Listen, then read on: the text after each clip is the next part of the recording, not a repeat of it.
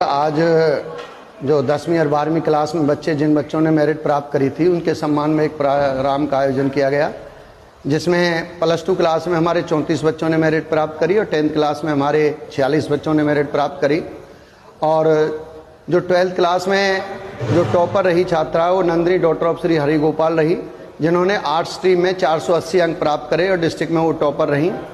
इसके अलावा 90% से ऊपर 12th क्लास में 10 बच्चे, 24 बच्चे 80 से 90% के बीच। इसी प्रकार से 10th क्लास में भी 46 मेरिट रहीं, जिनमें से 18 बच्चे 90% से 95.2% तक अंक प्राप्त किए और बाकी अन्य बच्चों ने 80 से 90 के बीच प्राप्त किए और रिजल्ट 100% रहा। और आज के जो मुख्य अतिथि रहे एयरफोर्स से air vice marshal Shri L Sharma ji रहे। 10वीं के परीक्षा परिणाम में कौन प्रथम रहा? 10वीं के परीक्षा परिणाम में कल्पना नाम की छात्रा प्रथम रही, जिन्होंने 500 में से 476 अंक प्राप्त किए।